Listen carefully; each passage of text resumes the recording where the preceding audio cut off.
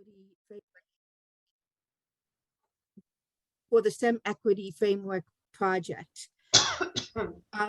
Just a little bit about Cornerstones. Cornerstones is a nonprofit headquartered in Brunswick, Maine. Our mission is specifically to work with state and public libraries to create science experiences that spark curiosity and foster a deeper understanding of the world around us. Some of you may know Cornerstones from the Library Telescope program. You might have a telescope in your library, or if you're a National Libraries of Medicine member, have a kit called Test the Waters. So these are some of the things that we help libraries with bringing science experiences to the public.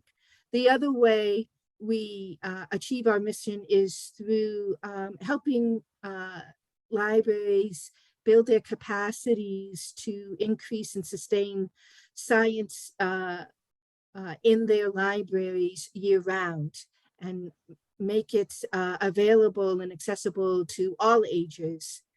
And so the STEM Equity Project is now a natural extension to, and the next step for Cornerstones as it relates to creating on-demand, actionable science experiences focused on equitable access to science issues that are affecting your communities, such as public health, water quality, disaster preparedness, and such. So I see my slides are not there. My apologies. So let's see.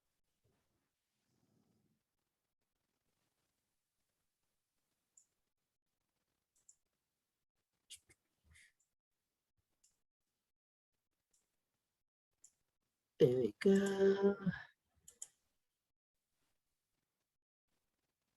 All right. So before we get started, there's a bit of housekeeping. One, which all of you are very seasoned Zoom callers now, if you could put your computers on mute while we present the following information. Your questions about this project and your interest in learning more about participating as a pilot library is why we are here. We will have a Q&A session at the end of this presentation. However, I want to make sure that if you have questions as the information is being presented, that please feel free to type that in the chat. That way we make sure that we address all questions at the end of the session. David will collect them and read the questions that come into chat during that session. And then any other questions you might have, we will be able to answer them at that point.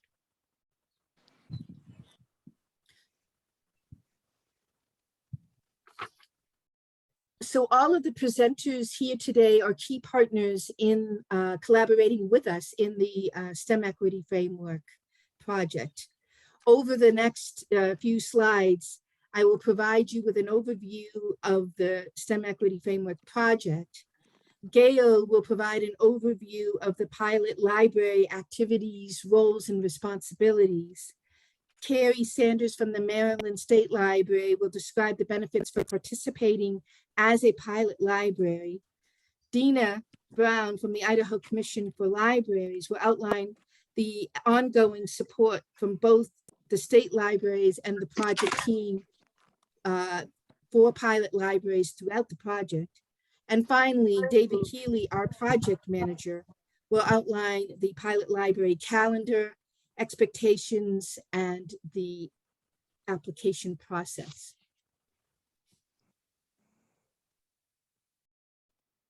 We hope that by the end of this session, you are inspired to apply to be one of the 9 pilot libraries. We hope that you are interested in not only developing the capacities for your library, but for you as a library leader around equity and inclusion, and enhancing your library's types of services and engaging diverse populations in your community, but also interested in helping inform this very important subject, and the project team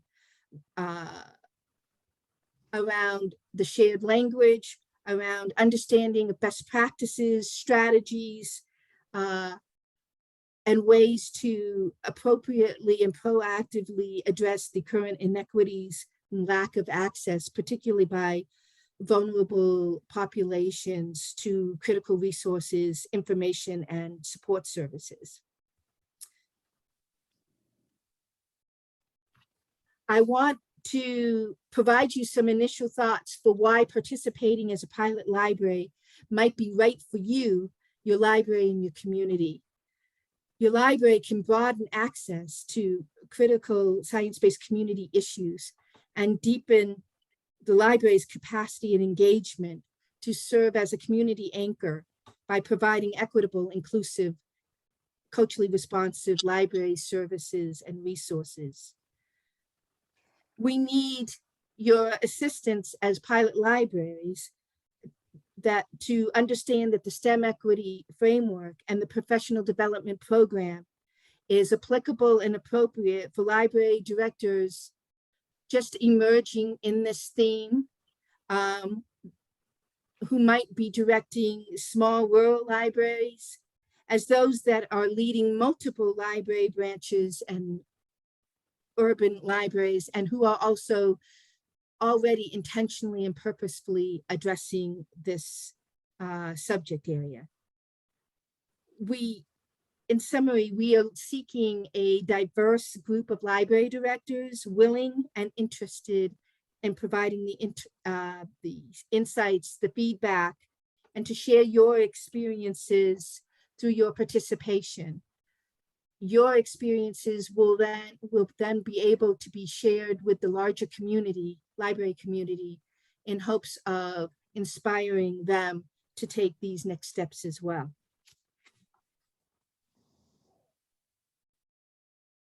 The STEM equity framework, building equitable, inclusive library services to address community needs, is a 24-month project. We are about 5 months into it.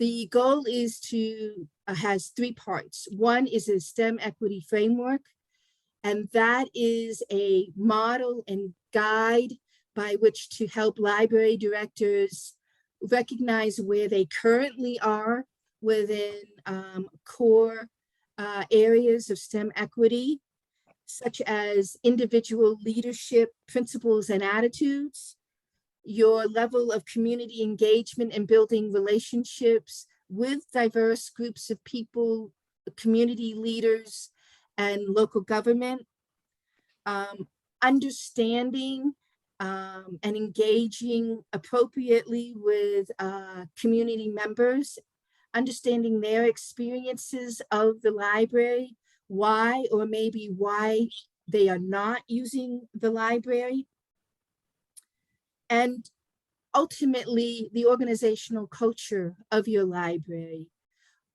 Are your library services, your vision as a library director, the allocation and your decision making, is that encouraging access, or perhaps unintentionally causing barriers? This is what we are hoping to help the library directors who participate in this project. The framework will provide practices and attitudes and define what those success indicators might be in those core areas. To support the STEM equity framework, we will be developing a suite of professional development experiences. And this includes live face-to-face experiences with subject matter experts. This will include homework assignments where you will go back to staff, engage community members as well as your local government in the development of a leadership team that will help you create what we call a STEM equity operational plan, or a roadmap by which defines the type of resources, the groups of people involved to develop those types of programs and services to broaden participation and access. And then finally, communications with the library community. What we learn here in the project, your insights as pilot libraries, as well as reaching out to the library community in general around the shared language glossary, around the STEM equity framework, and the materials that are created through this project will all be compiled. The end goal here is to create and begin to codify those best practices, strategies that are meaningful and relevant to both the library community, library directors particularly, and to the community. Web Junction will be another partner of ours that will be working with us directly on the suite of development, on the professional development side. So this will be both virtual as well as real time, and periods where we want the library directors and leadership teams to reflect upon the information and how it applies directly to your unique situations. Now I would like to turn it over to Gail Hurley of the Connecticut State Library to give you an overview of the pilot library roles within this project. Okay, thank you, Cindy. Good afternoon, everyone. I'm very happy to be here with all of you, along with my colleague, Ashley Sklar, to share more details about this STEM equity project. As you can see on this slide, there's an opportunity to take on key leadership roles as a STEM equity pilot library. So as the library director or library leader, this begins with creating your local project team with both internal and external members. Leaders will want to consider and engage key library staff, relevant community organizations, and municipal officials or agencies who will together serve as their local STEM equity team. And as library leaders in your community already, you can probably think about tapping existing connections, relationships, and partners who might have an interest or alignment with this particular project. So working with this newly formed project team, pilot libraries will participate in the development of the STEM equity framework, contributing content, identifying core STEM equity competencies and skills. And like with our other library work, community outreach and participation are essential to inform this framework. We want our community's voices to have a space in how we create and deliver the library services. And towards this, the pilot libraries will develop strategies to engage community leaders and local government, as well as community members that may not fully use your library. In addition, pilot libraries will lend their insights and input into the design and beta testing of the professional development program by participating in the training delivered by OCLC Web Junction. And with this support, libraries, the pilot libraries will prepare the STEM equity development plan that will integrate equitable, inclusive, and culturally responsive practices into your library infrastructure, your services, programming, etc. And then last, pilot libraries will participate in the evaluation of the STEM equity project. So with that, I'm pleased to turn it over to Carrie next. Thanks, Gail, and hello, everyone. It is really nice to be with you all this afternoon and share information with you about the STEM Equity Project. We've been working on a lot of the prep and the back end for several months, so it's really exciting to finally bring this all to all of you and give you the opportunity to learn more and think about your library as a pilot. So really glad you're here. As listed on this slide, you can see that there are great benefits to being a public library involved in this very important STEM equity work. The first one, the extensive training and support that the pilot libraries will receive will advance your organization's communication and EDI skills and competencies, which are important skills to hone as a key partner in your cities or in your communities. And you will have a lot of support from the overall project team with David and Cynthia, but you'll also get very close continual support from Gail and Dina and myself as a group. And then also within our state, we'll have lots of conversations to support each other. The next one, developing long-term approaches to culturally responsive STEM equity. Over the last 2 years, and even since I wrote these notes, I can even maybe edit that to say even in the last 2 weeks, we have seen especially how life circumstances can call for very quick response. And participation as a pilot involved in the STEM equity framework development and professional development training will further equip libraries to be long-term planners and successful executors of programs and services that meet the true needs of our communities, with a view on all of its community members, not just those community members who are our current library customers. And I'm very passionate about trying to reach those in our communities who we're not finding yet, because I think so many of them are who need us the most. And then the third one, that national recognition.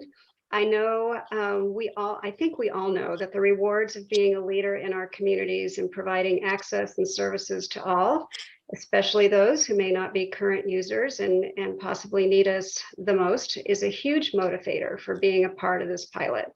But the national recognition doesn't hurt. It's always rewarding to be successful with a project and then be able to demonstrate its replicability so that your successes can be shared by other libraries for the benefit of their communities. And I'll just personally say that I've done a lot of studying the past year of a project that was fielded by a national learning consultant, Linda Braun, and Dr. Megha Subramaniam, who is with the University of Maryland High School. And in 2020, they started studying how public libraries can meet the acute needs of their communities in times of crisis. They published a field guide out of this research and these conversations that happened. And the field guide, I will put the link in the chat in just a second, lists 4 essential tasks that need to happen by the library in order to be positioned to support their communities in times of crisis. The first one is to learn about community. The second one is to co-create with community to find solutions to meet those needs. The third one is to take what has been created and to iterate or assess what is there with your community, and then to finally design structures, systems, and processes in our organizations to really be able to meet these needs.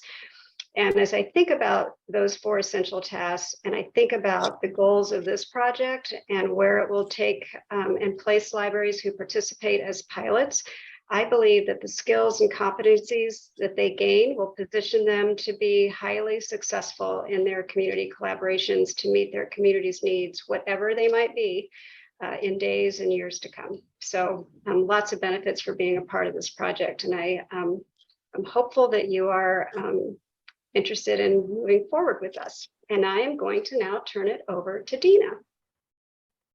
Hey, thanks, Carrie.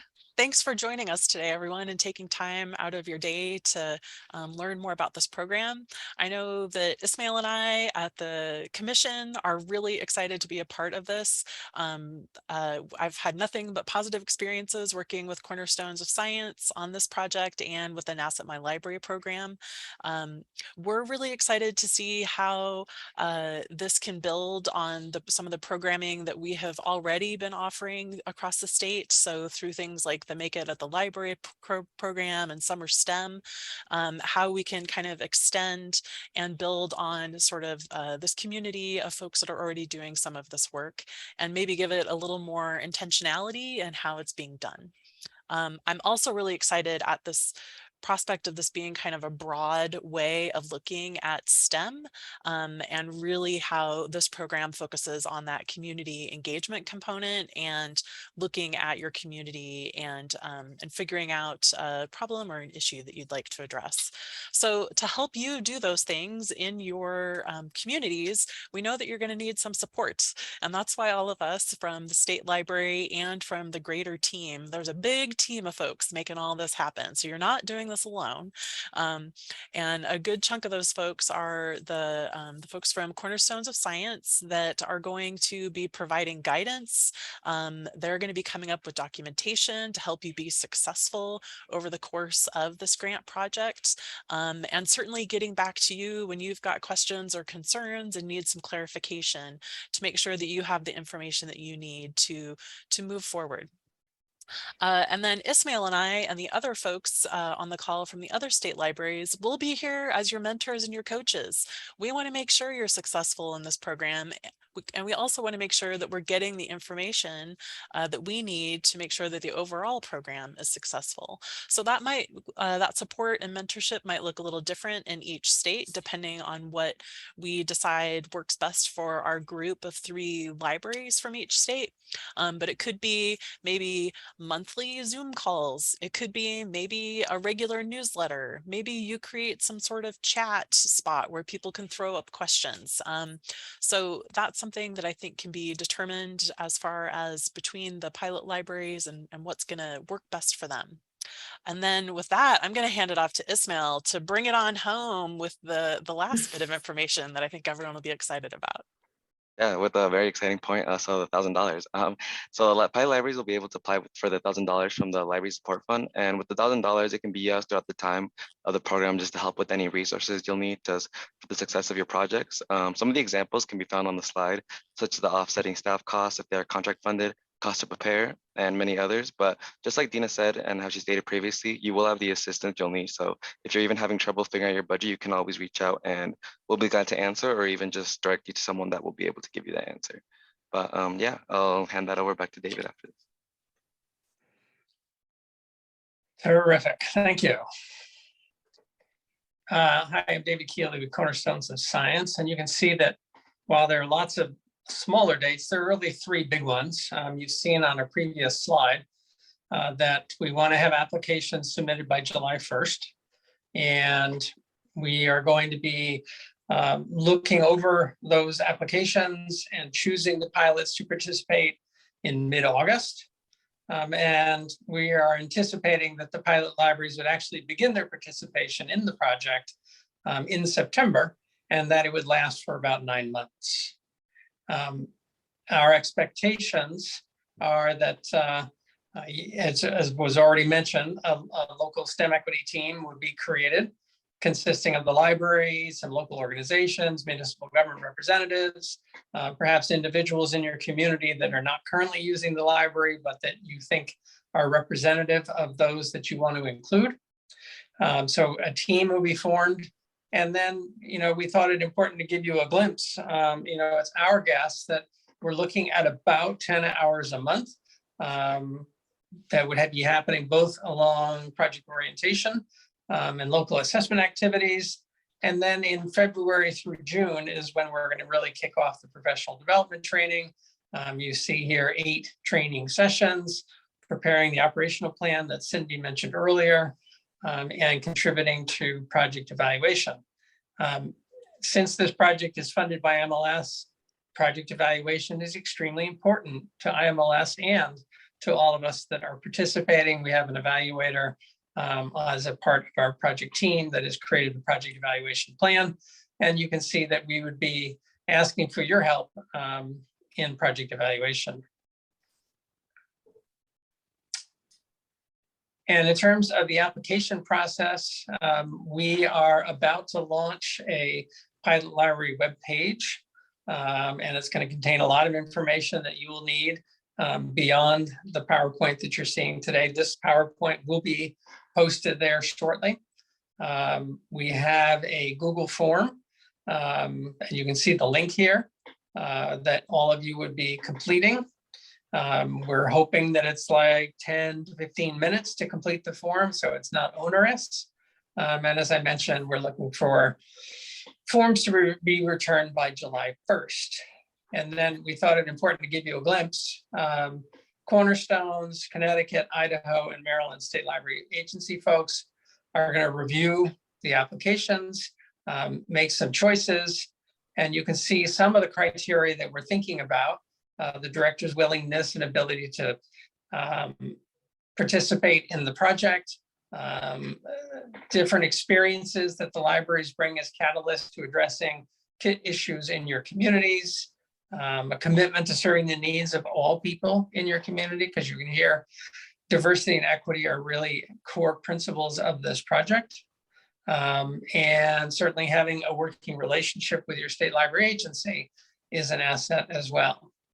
And I think Cindy mentioned we're looking for a diversity of libraries. So it's like all sizes, from a small rural library to urban libraries, because I think Gail mentioned we're trying to be sure that what we create is replicable across public libraries throughout the country. Cindy. Yeah, I can't stress enough the diversity. And I want to emphasize that library directors who feel that they're just getting started or don't know how to even get started, you are exactly who we want to be reaching, as much as those that are already intentional and are excelling and in these areas. We want to be able to learn from you, and hopefully you learn from us, as the goals are, want to be able to begin to make this applicable and usable for the library community. We want to take this next time and spend most of the time answering your questions. And so I'm going to turn it back over to David to go through the questions that were submitted in chat. And then after we do that, any other questions that have not been addressed, we can please open your mic and ask away. So on the chat. Yeah, there's only one question that's been raised, and that is the PowerPoint presentation itself. You know, we appreciate that we have just turned the fire hose on and given you a lot of information about the project. Yeah. So the PowerPoint presentation and an archive of this session is going to be up on the website shortly. We've also created some background materials. We've created an FAQ that we would like all of you to take a look at, but also if other questions come up, we're going to be monitoring those questions as they come in. At the top of the FAQ, you'll see that there's an email address that you can send questions to, and we will be gradually adding to that FAQ. Also on the website is a calendar that breaks down the 9-month period that you'll be participating, so you can get a feel for the types of activities that will be happening. As I mentioned earlier, it kind of falls into 2 blocks, that kind of project orientation and contributing to the development of the framework that Cindy described, and then diving in with WebJunction into the professional development pieces. But I would say we should open it up, Cindy, and see if folks have some questions for us. Absolutely. There is one that just came up, what's the ideal size for a local team? And how many members should you be thinking about? This is a pilot, so we don't have all the answers. We're working with you to develop those answers. Our Well, initial and thoughts important.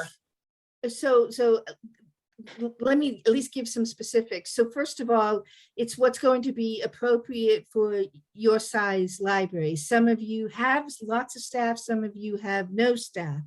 And in thinking about the rural libraries, this is when thinking outward and engaging local government representatives, community members who you, leaders who you want to understand and engage more through the library, as well as what are those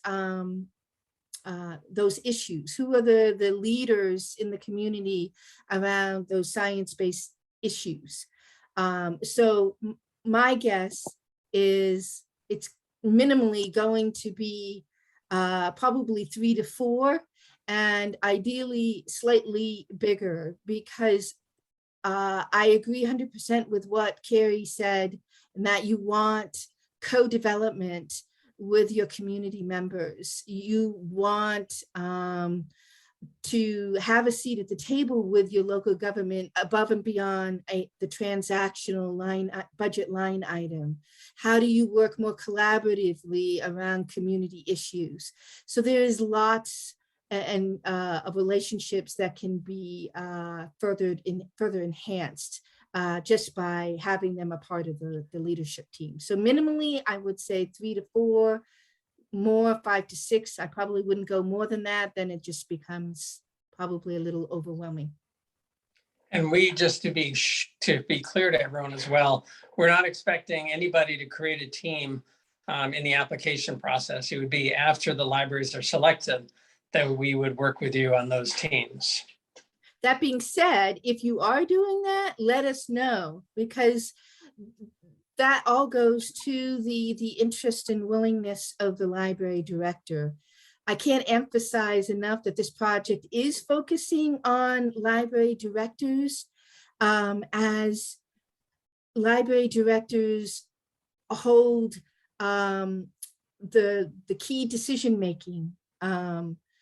Where's the allocation of resources, the vision, number one. Number two, we absolutely completely understand that you have many internal and external factors that play on your daily decision making. And we recognize that, and we want to understand that as we build out this framework and build out the professional development. So, and thirdly, I think it's important that library directors have the opportunity and the time to reflect on where they are as individual leaders and what the organizational culture is like and the pathway forward.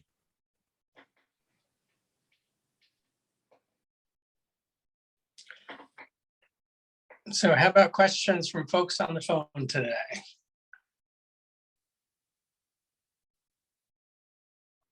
And if there aren't any questions, I'd just be curious to know, what was it that brought y'all here today? What were you either hoping to get out of today's presentation, or what about the program were you most excited about? And you can either unmute and share that, or feel free to type it in the chat.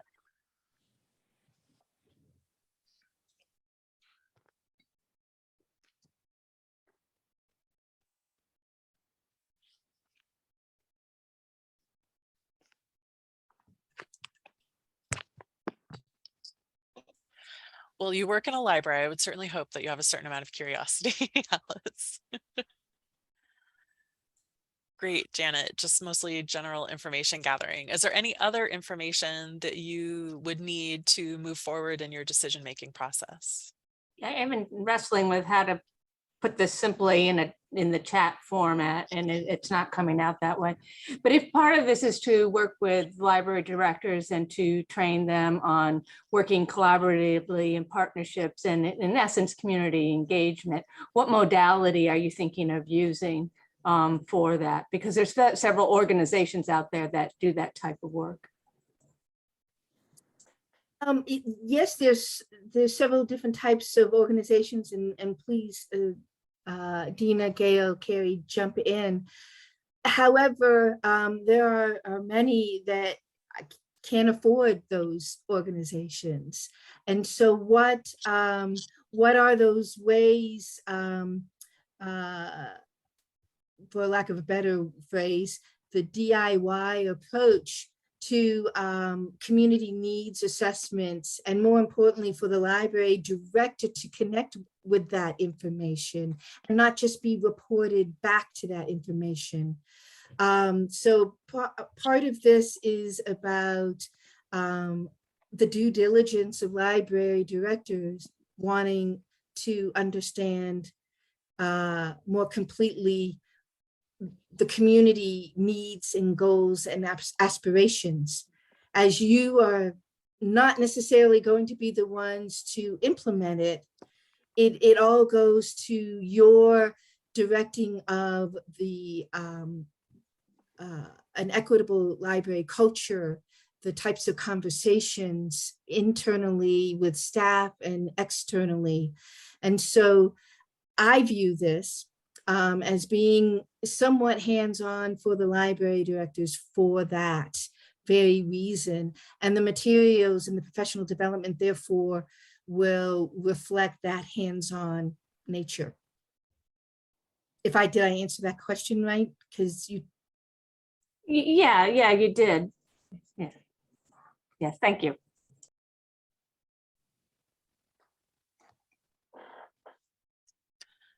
So aside from curiosity, what are other things that folks are satisfying your curiosity, I should say? What are other things that folks were hoping to get out of today? Was there one piece of something that we shared that you were especially intrigued by?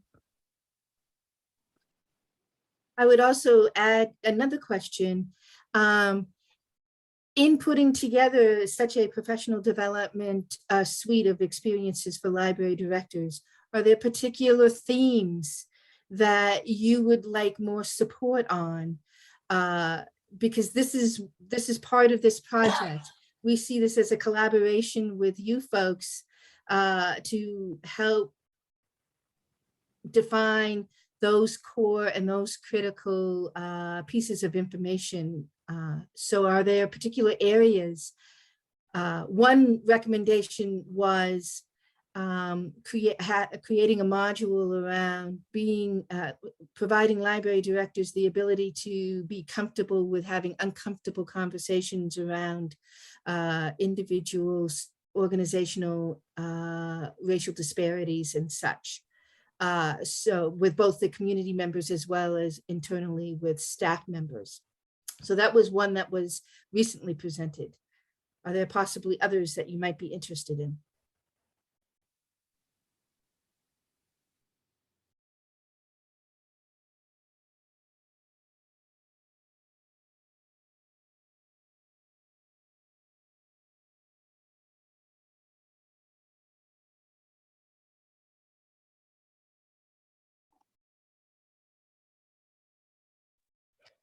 I'd be curious to know how folks feel about the time that we're estimating that it will take as far as your participation in the program. And is that something that did that amount of time seem, did you see that and think to yourself, there's no way I'm going to be able to do that many hours in a month? Or is that something that seemed a little more reasonable for you? This is Claire in Nampa. One thing we're going through right now is a strategic plan. We're just starting.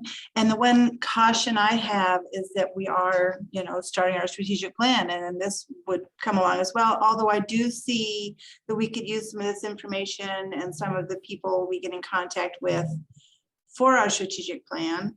I can kind of almost see them going on at the same time. Would that be correct? Am I correct in thinking that, or? 100%, Claire. I'm so glad that you brought Exactly. that up. Yeah. Okay, good.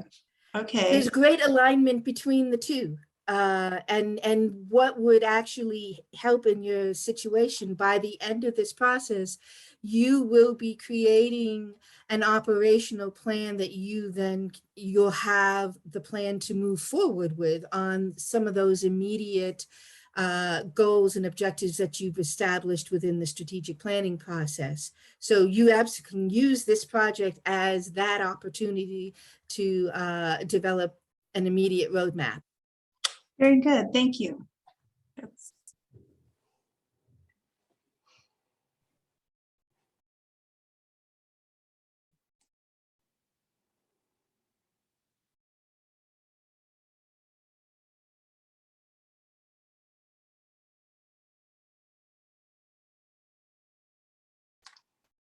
Has everyone had a chance to put your name and your library name into the Google form? Because as the website is developed, we'd like to be able to send you a link to those web materials so you can get more information about the project. And certainly us at the state library level will be pushing out that information to y'all as it comes available as well. Yeah.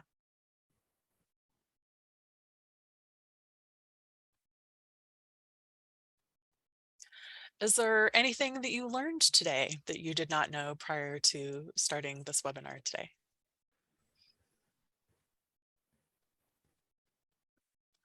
I learned about the cool research that Carrie's been working on. I can't wait to dive into that. That sounds amazing. Well, the timing is perfect. I mean, the landscape is such that libraries, library directors and staff and libraries as venues are so critically needed, more so than ever. And so the timing is important. And yeah, I agree with you, Dina. Carrie's information is going to be very helpful. I think it's also worth noting that we are not starting from scratch in these materials. All of you and others, such as the work that Carrie has just mentioned, this great work that has been done out there. So our goal is to build upon the great work that has been done. And what makes this unique is the fact that we are addressing those science-based community needs, goals, and aspirations, thinking more broadly of how science affects one's daily life at the family level, at the community level, and that this is a real subject that a lot of local governments are focusing their time and effort on as well. And so being a collaborator and a co-leader with local government also positions your library as a critical institution and not one quick and subject to budget refinements if you are working directly with the executive branch on key issues.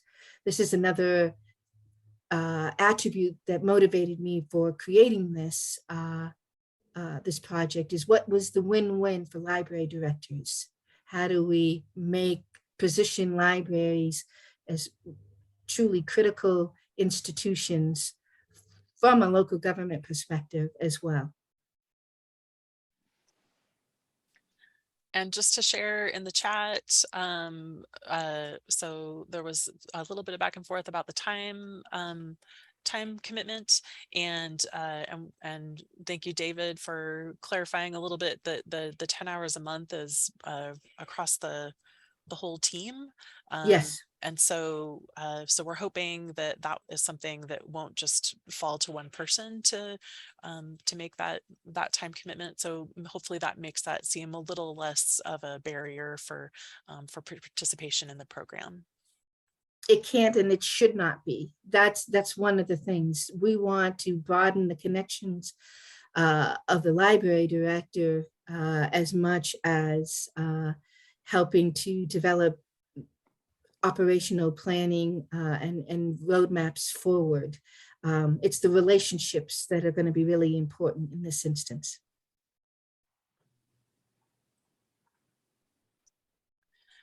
And to Katie's comment in the chat that trying to get the application in within a very short time frame during summer is difficult as well. And that was something we kind of went back and forth about. Believe me, there were lots of discussions about how this is kind of coming in during summer reading and such. What we're hoping is that those of us at the state libraries, that we can really kind of help support you potentially, don't want to speak for everyone, as far as filling out the application. So if you are motivated and interested in being a part of this program, I hope that the task of having to fill out an application is not something that stops you from applying. So definitely I would encourage you to reach out to the folks at your state library to see if they could kind of help you along the way. Obviously not gonna be able to fill out the application for you. Just like you're not gonna fill out an application for, someone at a job at a computer at your library, but definitely I'm sure they'd be willing to have a chat that might help kind of hone in on what some of those elements might be. Yeah, and as we mentioned, the application form itself is a Google form. It's online. My guess is it's 15 to 20 minutes to fill it out. So yeah, take a look at that when we send you the webpage link.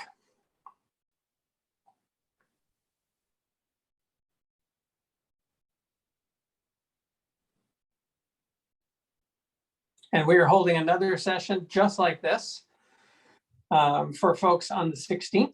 So when you look at stuff online, if you have questions, you can certainly send us questions back to your state library agency folks or to Cindy and I, and feel free to join us on the 16th. A number of the state library folks did hear from people in their states that, that neither date was perfect. So as I mentioned, we're going to archive all of this as well.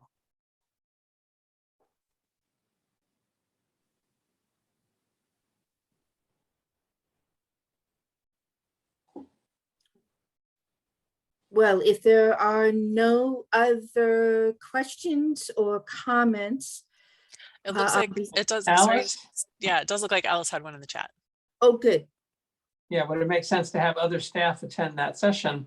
Certainly, if you've heard some things and you can think of your colleague in your office that might be interested in participating, having them join us on the 16th would be great. Yes, particularly if you see them as part of the leadership team, that would definitely make most sense.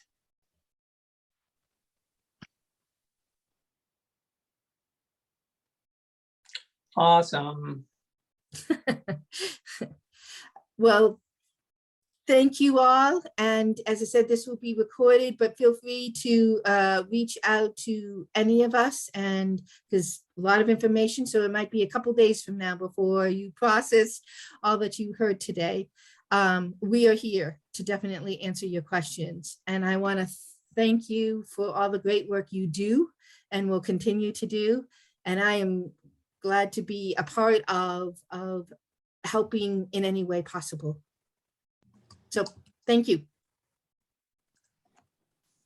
Thanks, everybody. Thank you. Thanks for joining, y'all.